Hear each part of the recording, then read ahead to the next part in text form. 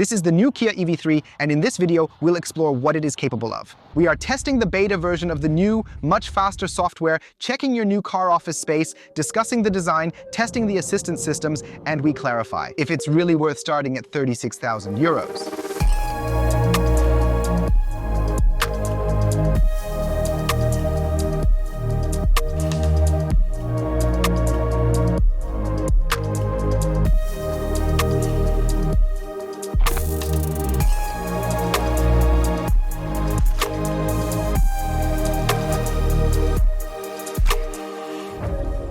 Hello and welcome to this new video here at Jürgen House, and a warm welcome to our very first driving impression of the Kia EV3, EV3, EV3, or whatever name we will eventually decide to give it, the successor of the Niro EV. Because while we were chatting in the studio, debating whether the Niro would continue to be sold or not, we now have certainty this one will be the successor. A very stylish vehicle, if you ask me, because I think it fits well into the current lineup in terms of design language and looks a bit more modern than the Niro was before. A sticker on the back says it has a 7-year manufacturer's warranty. Not entirely unimportant, especially with all the current rumors, cliches, or whatever is being said about e-mobility, that you actually receive a 7-year manufacturer's warranty with this. We are trying here on YouTube, not just me, but also many other colleagues, to convince you that e-mobility is something for the long term. I mean, we can't avoid it anyway, so either you switch now or later, and if you want to join me on this journey, feel free to subscribe to the channel below the video. Costs nothing, but it really helps me a lot in my work, and I'd be thrilled if we achieve this together this year. So subscribe below, and now let's check out the car from the outside.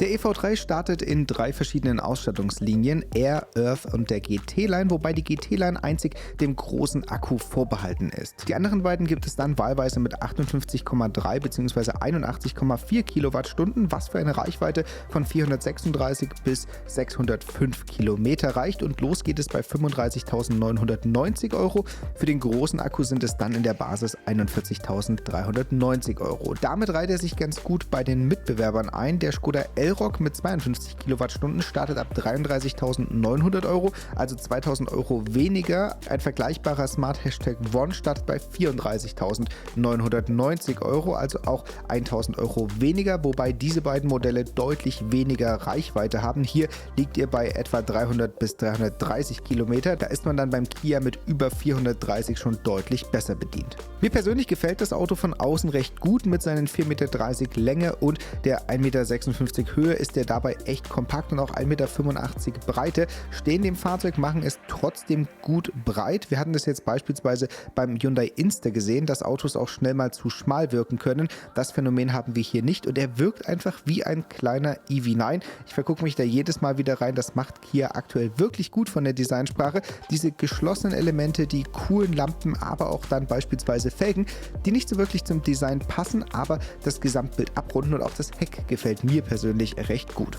Serienmäßig kommt das Auto dabei im Übrigen mit 17 Zoll Rädern, und es geht dann hoch bis zu den 19 Zoll Rädern in der GT-Line. Die Anhängelast wird mit 1 Tonne angegeben, und unter der Kofferraumklappe verstecken sich 460 Liter, was wirklich viel ist in dieser Fahrzeuggröße. Da liegen einige Mitbewerber bei deutlich unter 400 Litern, und zusätzlich gibt es auch noch den 25 Liter Frunk, wo ganz entspannt der Energy Kick beispielsweise reinpasst. Meine mobile Ladelösung der Wahl, da könnt ihr alle Adapter reinpacken. Das sollte hier im EV3 ohne Probleme laufen. Inside, you can definitely notice more of a difference between the Air, Earth, and GT line variants, because while on the exterior, it's ultimately just the wheel sizes and the high gloss applications on the GT line or the matte black versions on the other two variants.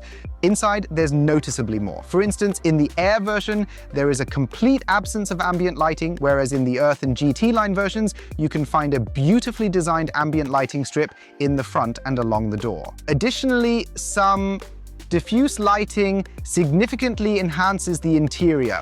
I noticed it because today I was driving the R version from the airport to the hotel, and I was also able to do my consumption test drive. That gave me the chance to look at the seats, and yes, here you can hear the acoustics too. It's windy outside, the sea is roaring, and cars are passing by. You can hear how it sounds when I speak directly into the microphone and read my notes from the laptop on this practical table. is not available in the R version either. Here you have a storage option, and the inductive charging pad in the lower area is reserved only for the higher trim levels. So there's definitely a noticeable slimming down. You don't necessarily need electric seats in such a small car. Manual adjustments are sufficient. However, I think the ambient lighting really enhances the interior.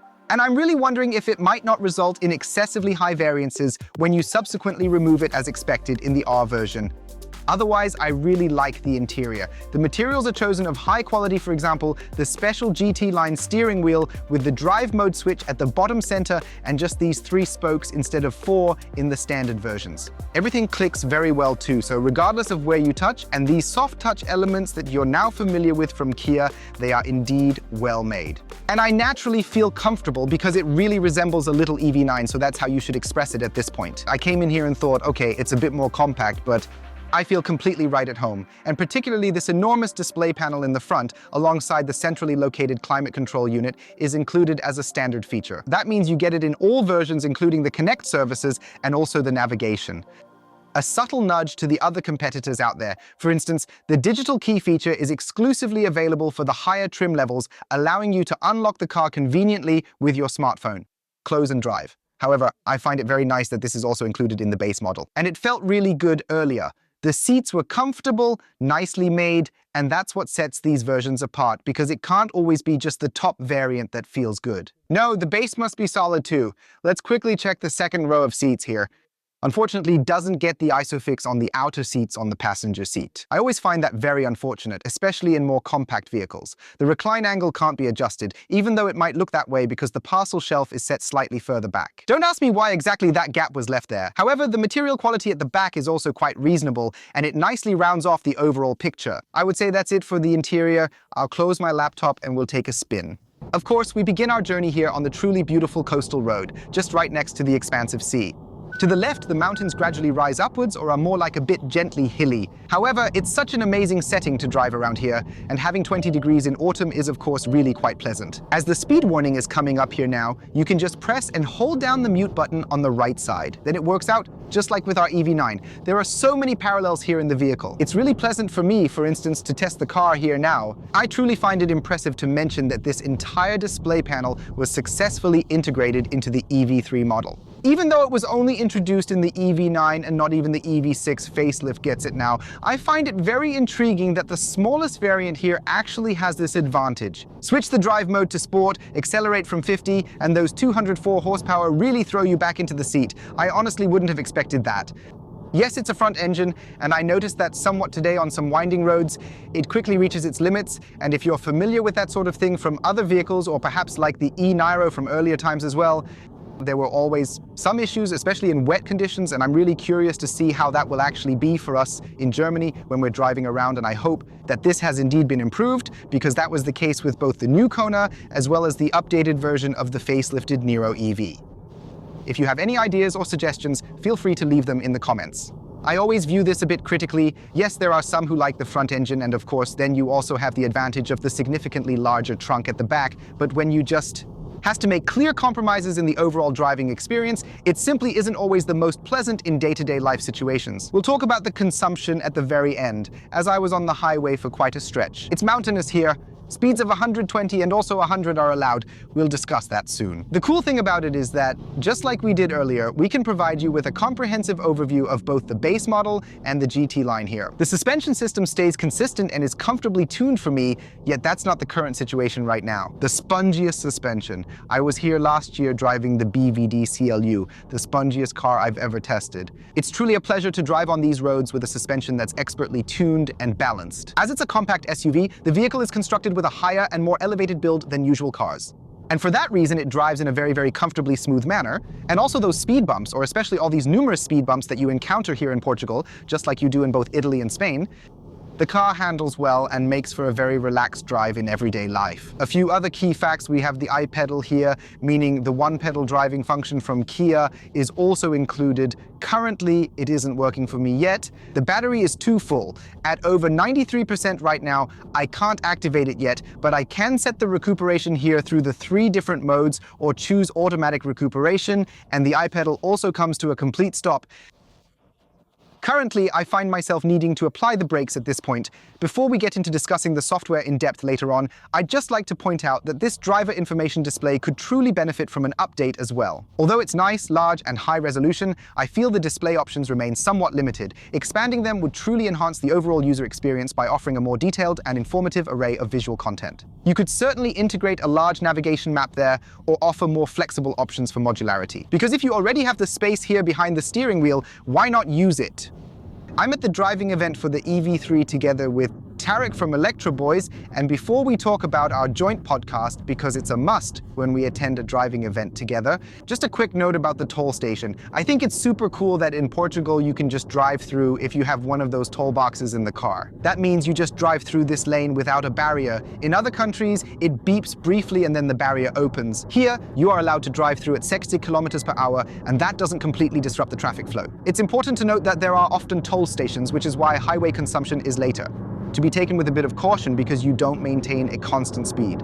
Now, I've used the time while Tarek is in the driver's seat to figure out two things. For one, the heat pump is only available in the car when you have the GT line. I find that very difficult.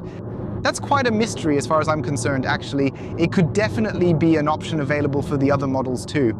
One possible option is, for instance, the Harman Kardon sound system that is available in this particular vehicle. And earlier I had the chance to try out the bass for you, and I would almost recommend opting for the additional cost sound system. Because what is provided at the base level, in my opinion, doesn't really match what's available at the base level of other vehicles on the market. I think of the Tesla Model Y or Model 3, offering great Sauna features now, or the wide selection from VW.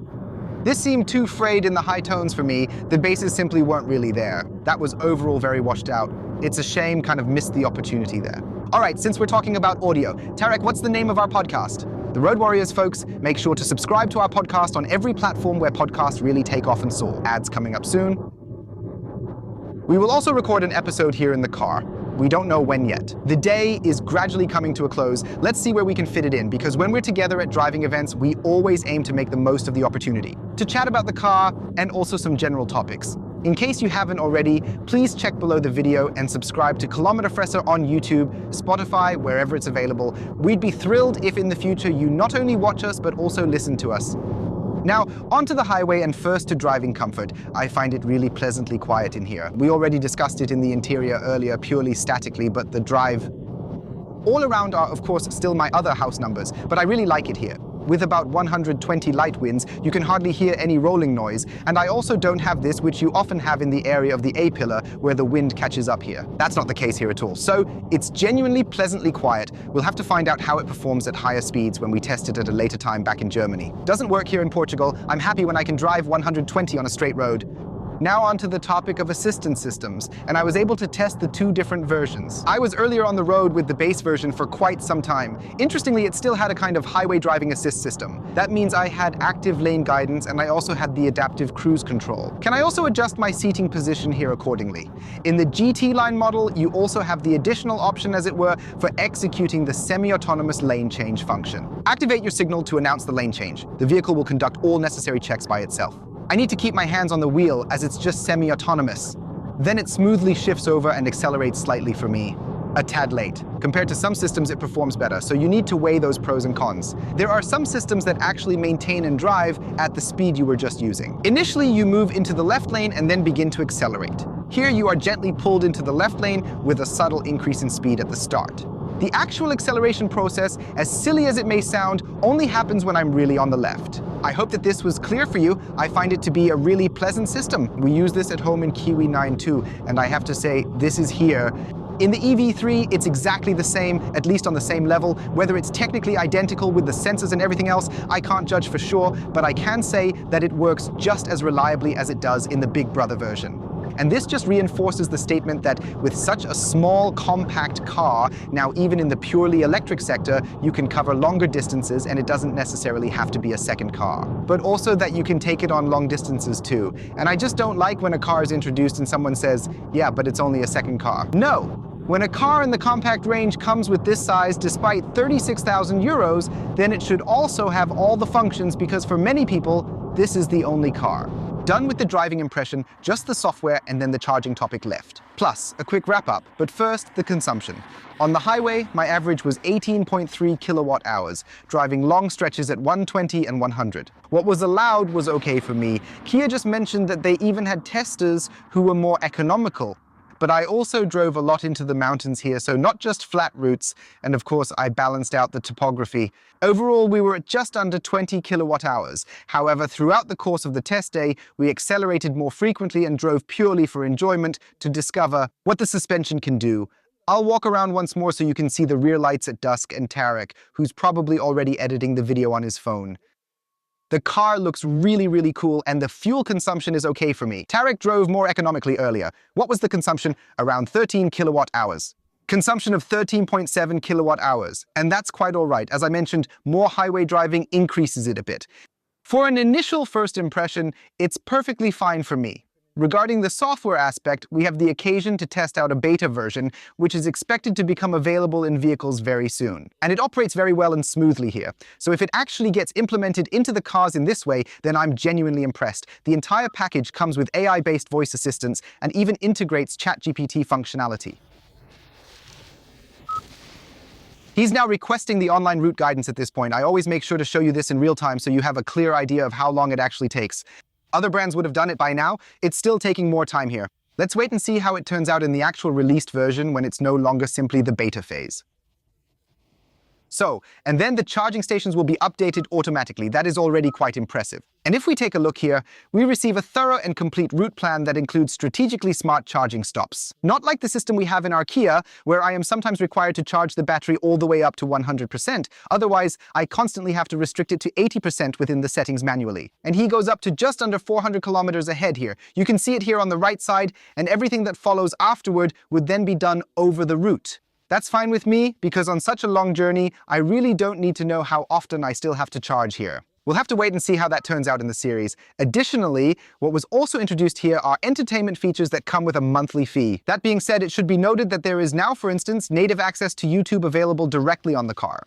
That means you will be able to watch your favorite YouTuber right here in the EV3 moving forward as well. And it's actually running really fast and well. I like that at this point. And then there's new stuff here. I didn't know that. Also entertainment, which looks like games. A separate app will then open up. It is currently being prepared right at this location now. There I have, kind of like on a TV, various icons here. Who truly knows what could possibly come after that? Here I have the option to download apps, and there are already a few apps, but I'm hopeful that this will be expanded after the beta as well. All in all, it genuinely offers excellent functionality and a substantial and noticeable improvement. I hope that these two features will soon be available in our EV9 as well, because entertainment really makes a lot of sense, especially in large family vehicles. After the software, the only thing left is the charging topic. The car, unlike an EV6 or an EV9, is based on a 400-volt architecture and charges from 10 to 80% in 31 minutes. And with that, charge the big battery up to 128 kilowatts. Regrettably, at events like this one, we absolutely can't completely run the car out of power. Hence, we're currently here with slightly over 60% at the station to capture a sense of it. He briefly charged at just over 100 kWs, however, that quickly fell. We've now decreased to around 80, and it's continuing to steadily decline. A further charging test will be conducted at home. The car can charge at 11 kilowatts AC, which I find excellent. This allows you to use an energy kick at home as mentioned earlier. Super relaxed to get the vehicle fully charged overnight, in 8 hours from 0 to 100%, or in a 4-hour cycle to recharge half the battery. It's just super practical. And with the energy kick, which I briefly mentioned earlier as a reference for the Frank courses, you can charge PV systems right at home. You can also use it as an emergency charging cable, an on-the-go charging cable, or as an AC charging cable. As a fleet customer, you are able to effectively bill your electric vehicle to your employer in a convenient way. So a worry-free solution. Feel free to check below the video and save 5% with the code JONAS. It's definitely worth it. I always go for the 10-meter cable version, and if you pay attention on Instagram in the future and we soon reach 50,000 subscribers, we will give one away to you. At this point, it should have been about the EV3. The first was a bit off. I'm really excited on getting your feedback in the comments. I really enjoyed testing out the car. It's giving tough competition to the Elroq and Smart #1. What are your thoughts on it? Comment below. Up here, check out my initial take on the Skoda Elroq. And down here, there is the final everyday test for the Smart #1.